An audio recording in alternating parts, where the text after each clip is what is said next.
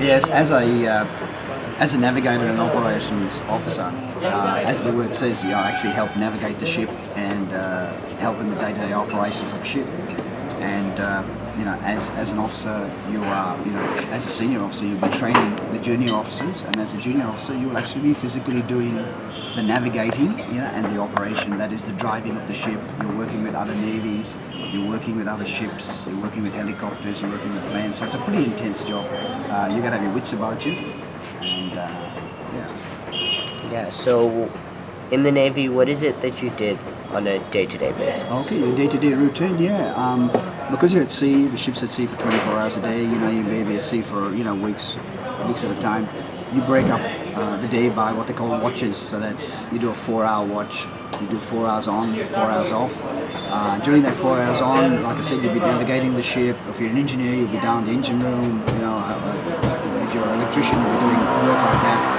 Me as a naval officer up on the bridge of the ship, I was helping with the navigation and the operation of the day-to-day ships. Like I said, working with other navies, talking on the radio, communicating with ships, communicating with aircraft, communicating with helicopters.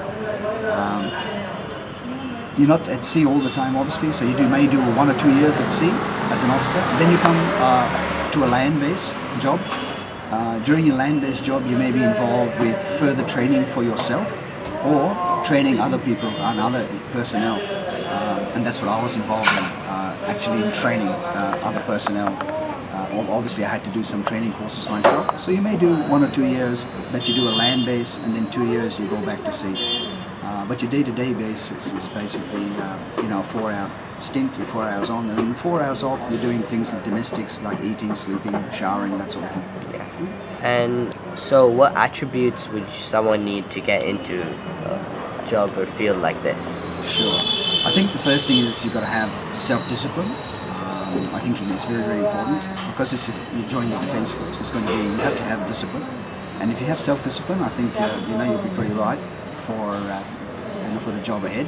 I think also you have to have a sense of adventure. It's going to be at sea, you're going to be travelling, you're going to enjoy travelling. Obviously, if you enjoy travelling, I've travelled most of the world, visited a lot of ports, worked with a lot of different navies around the world. So yeah, it's exciting. You've got to have that sort of sense of adventure, and you've got to have that sense of travel if you like to travel. You've also got to be prepared for working on your own. As in, what I mean by that is, you're going to be away from family and friends. You're going to be away for long periods of time, away from home, away from mum and dad and the family. So you're going to be prepared for that. But the good thing is, you're always going to come back and tell them all about your adventures and the time you had in a foreign country. So now you work at various NGOs. Can you tell us a bit about the transition from that to this? Yeah, sure. It's funny how how your life changes, I guess. But it was a natural progression to me, where, like I said, I was involved with training, and I really enjoyed. I had a passion for teaching, so that's where that came from.